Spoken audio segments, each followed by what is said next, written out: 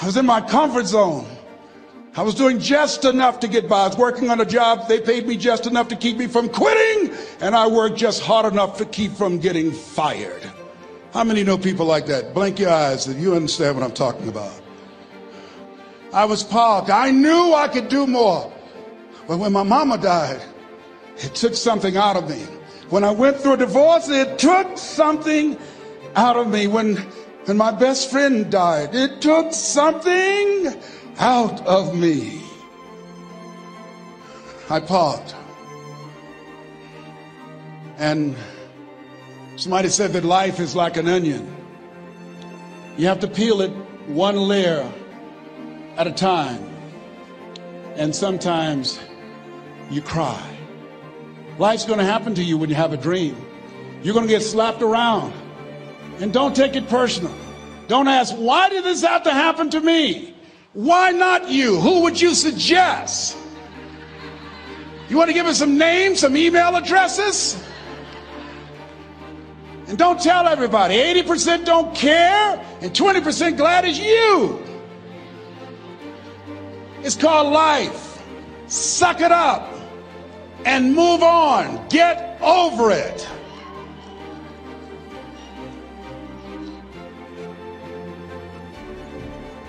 It happens to everybody. Here's the other thing: is you look at your goals and look at your dreams. When you're going through some stuff, repeat out to me, please. When things go wrong, don't go with them.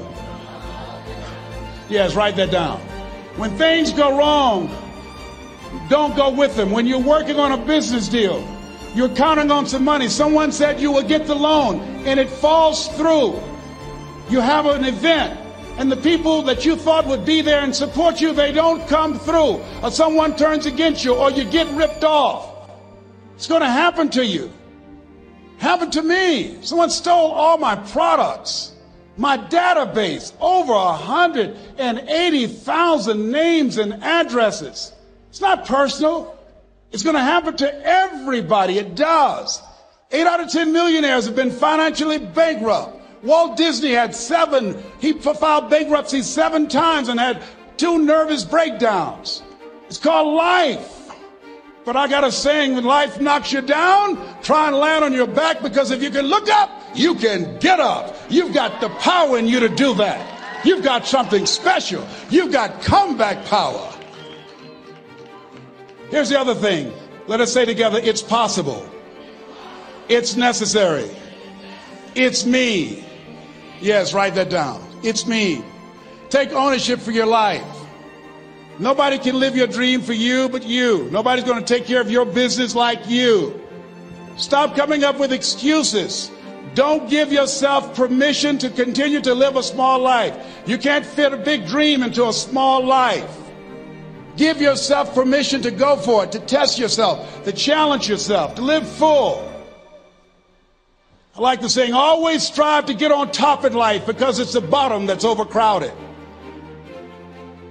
The reason you're here is because there's something in you that says, I can do more. This just can't be it. There's something in you. There's a calling on your life. There's something in your heart that caused you to get dressed and spend the money to go to seminar after seminar and listen to message after message and speaker after speaker. Because there's something in you that tells you this is not it for you. You have not peaked here. There's more in you that you are expressing. Eye has not seen, ear has not heard, nor has entered the heart of mankind what's in store for you if you challenge yourself, if you persist and persevere, if you take ownership for your life. George Bernard Shaw said the people that make it in this life, they look around for the circumstances that they want, and if they can't find them, they create them. Create what you want. You have the power in you to do more than you can ever begin to imagine, to control your destiny, to make a difference in our children, to make a difference on the planet, to make an impact. Let us say together, it's me. And let us say together, it's hard. Say it like you know it. Say, it's hard. Ladies and gentlemen, it's hard. There are people who have seen their retirements taken away from them by the corporations that they work for. They were within 2 or 3 years of retiring, and they had it taken from them. The number one entrepreneurs in this country now are senior citizens. The number one employer, number two, McDonald's and Walmart. And there's nothing wrong with those jobs. I guarantee you those people did not have a plan to end up living their lives at the end of life with those types of jobs. And they didn't have a plan like you have, and while you're investing in yourself, not to. And it's hard. There are people making choices between purchasing prescription drugs or paying for gas or a mortgage note. It's hard when you're working on a job for 20 years, 30 years, give them some good years, and then they come in and tell you, we've downsized. In other words, you're fired. And then you have to start all over again. How many of you know it's hard? Raise your hands, please. It's hard. And it's not fair. One of the things I like about T. Harv is he talks about work and investing in yourself. It's not fair when people are going up against that kind of stuff to tell them just think positive and be enthusiastic and everything will work out all right. Ain't that kind of party. It's hard. Life will put some knots on your head. I bought my first home for my mother. I was rushing, didn't know what I was doing, and I bought a home that had a lien against it. And they called me, Mr. Brown, yes, there's a lien against your property. We need $55,000 if you're going to stay there. Wait a minute, sir. I just bought this home. The guy told me there were no liens against it. I'm not the one that owe you the money. You should have checked that out, Mr. Brown. Come on. I called my attorney. We followed up. Yes, Les, there's a lien against the property. But he told me there were no liens. He lied, obviously. Oh, my God. He told me he wanted to help me because he admired the fact that I was buying this home for my mother and that he was adopted, and he identified with me. Les, he suckered you. He played you, man. So what? Well, would they take payment arrangements? What about $5,000 a month? They want all the money, Les. They want all the money, or you're going to have to get out. The house is going up for sheriff's sale. Do you have it? No, I don't have it. Can they give me some time? Tell them to give me 3 months, please. Give me 3 months. My mother's in her 70s, man. She has a bad heart. Don't do this to me. This is my dream. Don't do this, man. Please, let me talk to them. Les, I'm talking to their attorney. They don't want to talk to you. I've got to talk to their attorneys. Do you have the money? No. Will they give me 3 months? No. What about 2 months? No, Les. They want the money in 7 days. Oh, my God. Let me call you back. I'm not sure. And I walked the floors thinking, God, how could this happen to me? I got to figure this out. I got to figure this out. It seemed like the days were just ticking off. Thursday, I had to call them and let them know. They called me, Les, do you have the money? No, I don't. Friday, you have to leave. The sheriff will be there. You're going to have to leave, Les. They're going to take my house. What about my down payment? You lost it, Les. You lost it. Okay. I got to go. Yes. I prayed, Lord, please, if you show me that you're real, if you're really real, you think Paul worked for you, you haven't seen anything. Don't let me lose this house and watch what I'll do for you. I was trying to cut a deal. Have you ever tried to cut a deal? It's amazing how spiritual you get when you get in trouble. You know what I mean? When I was diagnosed with prostate cancer, I was going to bed with the Bible and the Holy Quran and Science of Mind and Joel Goldsmith, everything I could find. I was praying to Jesus, Yahweh, Melchizedek, everybody. I was calling on everybody. It's amazing. And here I was walking the floor at 3 o'clock in the morning, and I had to go and wake my mother up. I got on my knees and I said, Mama, I need you to wake up. She said, what's wrong, Leslie? I can hear you walking back and forth. I'm not asleep, son. I said, there's something I need to tell you. She said, your eyes are red. Why are your eyes red? Because I feel so stupid now. Why? we got to move tomorrow. Why, Leslie? There's a lien against the property and they want $55,000 and I don't have it. And we're going to be set out tomorrow. We have to go back to Liberty City.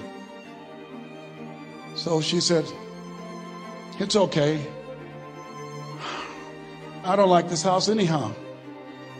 I said, why? She said, because of my arthritic knees, it hurts my knees when I go up the steps. I said, and why didn't you tell me? Because you were so happy. I just said it because you were happy. I'll live in a shack with you, boy. I love you. It's not the house. I love you. I love all my children. I said, thank you, Mama. Thank you. And the next day when we were in the truck going back to Liberty City and we pulled down 68th Terrace, the neighbors came out and said, wow, Mamie, y'all coming back? Are you back? Yes. What happened to the home your boy bought for you? Those boys you adopted. Leslie didn't do a title search. He made a mistake. And boy, I was so humiliated. How many ever made a mistake that you were just humiliated? Raise your hands. I was devastated. I was taking the furniture off the truck and my mother came and I was crying and she said, boy, I said, yes, ma'am. She said, hold your head up. I said, Mama, I can't. She said, hold your head up. I said, why? Look what I've done. She said, it's okay. It's okay. You are going to make a lot of mistakes in life, young man. You're going to fail your way to success. You have nothing to be ashamed of. Keep your head up and take that furniture back in the house. I said, yes, ma'am. And I learned something from that. If you ever go through something, hold your head up. If you ever make a mistake, hold your head up. If you ever do something and everything goes wrong, life catch you on the blind side, hold your head up. It's not over. Goethe said, that which does not kill you will make you stronger. Hold your head up. Shake someone's hand on your right and left and say, hold your head up.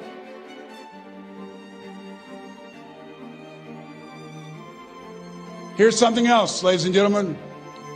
Repeat after me, please. You got to be hungry. Everybody together, you got to be hungry. I'll never forget Mr. Washington said, Mr. Brown, yes, sir. What do you want to do with your life, young man? I said, sir, I want to be a disc jockey. He said, Mr. Brown? I said, yes, sir. He said, you got to be hungry. I said, what do you mean by that?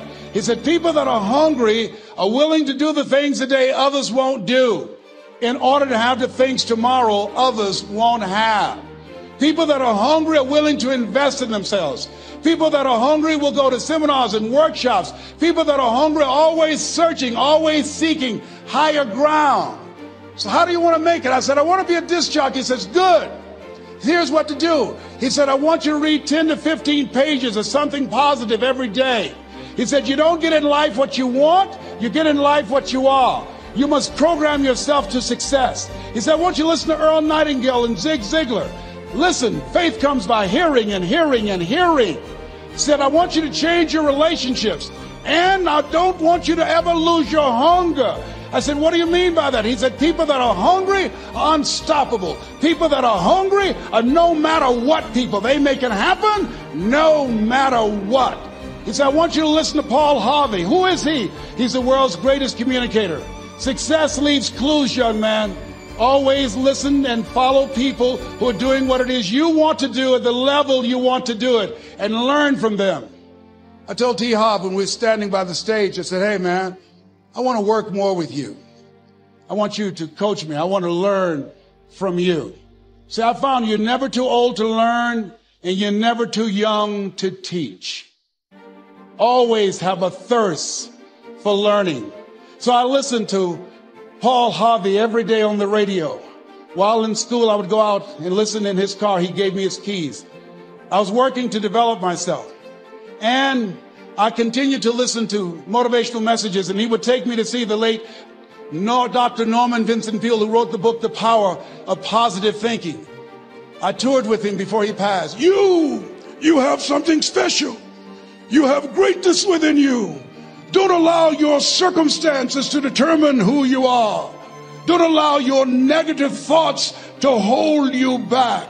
You have something special. You can do more than you can ever begin to imagine. Dr. Peel was an incredible man. I admired him when he spoke. He gave me goosebumps. I can feel him in my heart. And I never forget, we were coming back to the school and Mr. Washington said, Mr. Brown, yes, sir. When Dr. Peel spoke, you didn't move. When he spoke, you were hanging on every word. When he spoke, we didn't have to tell you to sit down and be quiet. Why? I said, sir, I could feel him when he talked. I felt like he was talking to me, sir. He said, he was. I said, but he doesn't know me, but he was speaking to you. Did you feel him in your heart? I said, yes, sir. He said, most people feel him in their head. If you felt him in your heart, he said, listen to him, sir. Follow him, learn from him. And I would go to seminars and workshops. Anywhere I would find where Dr. Peel was, I would be in the audience. I would drive 200 and 300 miles just to hear him speak. And my dream and vision was to share the stage with him. I thought about it. What is your goal? What is your vision? I want you to hold it in mind. There's some power in that.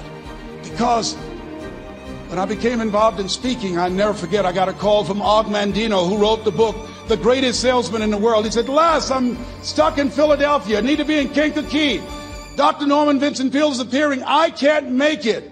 I heard you're in Chicago. I said, yes, I am. Can you go and open for me? I said, yes, man. Oh, my God. Dr. Peale, I said, yes, I'd love to do it. And I went there and I came. I said, hi, I'm Les Brown. He said, you're not the band of renown? I said, no, I'm Mrs. Mamie Brown's baby boy. I'm here to speak. He said, come backstage. And his wife, Martha, was there. And she said, Papa, Les Brown is here, the speaker. And he said, Les Brown, shoot for the moon. Because even if you miss, you'll land among the stars. I said, sir, that's my quote. I wrote you when I was in the 11th grade. I was a part of a special education class project. That's my quote. He said, I know. I end all my speeches with that quote. And Dr. Peel had a great sense of humor. A young man was backstage and I had so many questions to ask him and my mind froze up and the young guy said, Dr. Peel, how old are you? And he was up in age. He said, Sonny, I'm 92. The young man looked at him and said, I don't know if I want to live to get 92. He said, that's because you've never been 91. So I did the things that Mr. Washington suggested. I listened to motivational tapes on a regular basis. I would go to seminars and workshops whenever Zig Ziglar and Dr. Dennis Waitley and Jim Rohn would come to town. And I said, sir, what do you want me to do now? He said, Mr. Brown, I've given you everything that I can give you. He said, develop your mind, put your money where your mouth is, continue to learn how to be an effective communicator, because once you open your mouth, you tell the world who you are. And always surround yourself with OQP, only quality people. So I went to apply for a job on Miami Beach. WMBM radio station. Milton Butterball Smith was the program director. Hello, Mr. Butterball. How are you, sir? My name is Les Brown, sir. I'd like to be a disc jockey. He said, young man, you have any journalism in your background? I said, oh, no, sir, I don't. You have any experience in broadcasting? I said, no, sir, but I practice all the time, sir. Let me audition for you, sir. Let me show you how good I am. All I need is a shot, sir. He says, no, we don't have any job for you. How many ever been rejected? Raise your hands, please. I was devastated. I went back and I told Mr. Washington, I said, Mr. Washington, they said no. He said, don't take it personally. Most people are so negative, they have to say no 7 times before they say yes. He said, you got to be hungry. Know your vitamin. Go back again. I said, yes, sir. Hello, Mr. Butterball. How are you, sir? My name is Les Brown, sir. I like to be a disc jockey. Young man, weren't you here yesterday? Yes, sir, I was. Didn't I tell you no yesterday? Yes, sir, you did. Then why are you back today? Well, sir, I didn't know whether or not somebody was laid off or somebody was fired, sir. Nobody was laid off or fired. Now, get on out of here. I came back the next day. Hello, Mr. Butterball. How are you, sir? My name is Les Brown, sir. I like to be a disc jockey. I know what your name is. Weren't you here the last 2 days? Yes, sir, I was. Didn't I tell you no the last 2 days? Yes, sir, you did. Why are you back? Oh, sir, I didn't know whether or not someone got sick or someone died, sir. No one got sick or died. No one was laid off a fire. Now don't you come back here again. I came back the next day talking loud, looking happy like I was seeing him for the first time. I said, hello, Mr. Butterfall, how are you? He looked at me with rage. He says, go get me some coffee. I said, yes, sir. My favorite book says the greatest among you will be your servant. How many of you are serious about your goals and dreams? Raise your hands. Very good. Write this down. Provide more service than you get paid for. Provide more service than you get paid for. I go to a lot of seminars and workshops. And one of the things I know about T. Harv Eckert, when I was sitting in the class with Robert Ruppel and all of the other presenters, they hold themselves to high standards and they provide more information than anybody else in the industry, bar none. They hold nothing back because their commitment is for your success. And when you hold yourself to high standards, write this down, impact drives income. That's why you're here. Because the training, the seminars, been making a difference in your life. If they did not have impact, 200 or 300 people would be here, if that amount. Impact drives income. So I became the errand boy for the disc jockeys. I would go get their lunch and their dinner, and I would bring it to them in the control room, and I'd watch them working the control boards, knowing my time will come. Write this down. I expect to reach my goal. Yes, you want to operate with a spirit of expectation. I expect to reach my goal. So I started preparing for the next position. Never forget one quote that I heard. As you look at your life, you look at your goals and dreams. It's better to be prepared for an opportunity and not have one than to have an opportunity and not be prepared. If you expect to reach your goal, prepare yourself now. And so then pretty soon, the guys at the station, they begin to take a liking to me. Write this down. Build relationships. As you're aware, people deal with people that they know, like, and trust. And so they would say, Leslie, yes, sir. Come here, yes. Come outside. Who did this? Oh, your car? Yes. Who cleaned my car? I did, sir. I would wax their cars on the weekend, inside and out. How much do you charge? Oh, nothing, sir. I just wanted to help out. I was providing more service than I got paid for. I was building relationships. They said, whoa, look here. Donna Ross and the Supremes are coming to town. The Four Tops and the Temptations. Here are my car keys. Pick them up for me. Take them to the Fontainebleau Hotel on Miami Beach. I said, yes, sir. I would drive them all over Miami Beach in their big, long Cadillacs. I didn't have any driver's license, but I was driving like I had some. Then one day, it was a Saturday afternoon. A disc jockey by the name of Rockin' Roger was drinking while he was on the air. It was a Saturday afternoon, and I was the only one there. Rockin' Roger got so drunk, he could not complete the show. He started slurring his words. He's about to fall off the chair.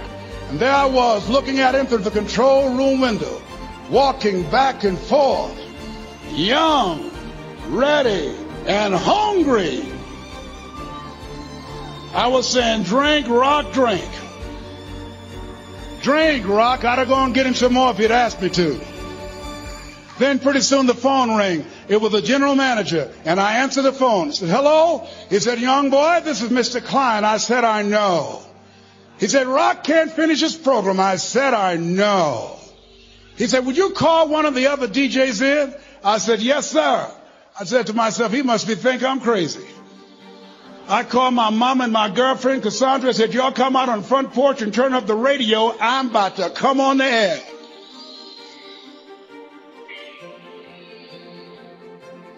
I waited for about 20 minutes, and I called him back. I said, Mr. Klein, I can't find nobody. He said, young boy, you know how to work the controls? I said, yes, sir. He said, go in there and segue the records, but don't say nothing here. I said, yes, sir. I couldn't wait to get old Rock out of the way. I put on a fast record. I said, look out, this is me, LB Triple P, Les Brown, your platter playing papa. There were none before me, and there will be none after me. Therefore, that makes me the one and only. Young and single and love to mingle, certified, bona fide, indubitably qualified to bring you satisfaction and a whole lot of action. Look out, baby, I'm your love man. I was hungry. I was hungry. Get old man a round of applause. I was hungry. I was hungry. You got to be hungry. Shake someone's hand on your right and left all around you and say, you got to be hungry.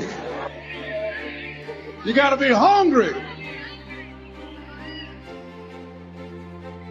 To get those dreams out of your head and step into your greatness, you got to be hungry. To get those ideas, that talent, that gift out of your system, you got to be hungry. To get up off the canvas of life and understand what Willie Jolly meant, that a setback is a setup for a comeback. You got to be hungry. People that are hungry are willing to do the things today others won't do in order to have the things tomorrow others won't have. How many of you got value out of what you've heard thus far? Raise your hands, please. Very good. I'd like to leave this with you. I don't know what your goals are. I don't know what you want to do. Here's what I know about you. You have greatness within you. Here's what I know about you. I can help you to live full and to die empty. I can show you what I've learned. If anybody told me that I would be doing what I'm doing now, I leave here today, I go to New Orleans and speak there, then I'll be flown to Barcelona. If anybody told me, given my circumstances, born in an abandoned building on a poor section of Miami, Florida, called Liberty City, both my birth parents stood up and said, hello, son, I would not know either one. Being labeled educable, mentally retarded, put back from the 5th grade to the 4th grade, failed again when I was in the 8th grade, no college training. Anybody told me the principles that I would teach you, that they would have the impact that it has had on my life. This Les Brown that you see, I did not know he existed. And I tell you that you have greatness within you. You have the ability to do more than you can ever begin to imagine. Come into the room with me, and I guarantee you your life will never be the same again. I like to leave this with you. I don't know what your goals are. Mine is to find a cure to autism. Mine is to find a cure to breast cancer and to prostate cancer. Mine is to work with our youth and to reduce the recidivism rate in our prisons and help young people learn how to become an asset to our society rather than a liability. Mine is to train speakers to become great communicators, to speak from their heart, not their heads, and teach them how to impact and create a new conversation so people can see the possibilities of life and overcome the possibility blindness that held me hostage for 14 years. I don't know what your goals are, but here's what I know about you, and I don't know you. You've got greatness within you. And I like to leave this with you, something my mother used to love to hear me say. Leslie, yes ma'am, mama. Say that thing for me, boy, that makes me feel good. I dedicate this to you, to the greatness in you, and to the dream that you showed up on the planet to produce. And it's simply this. If you want a thing bad enough to go out and fight for it, to work day and night for it, to give up your time, your peace, and your sleep for it. If all that you dream and scheme is about it, and life seems useless and worthless without it, and if you gladly sweat for it and fret for it and plan for it, and lose all your terror of the opposition for it, and if you simply go after that thing that you want with all of your capacity, strength and sagacity, faith, hope, and confidence, and stern pertinacity,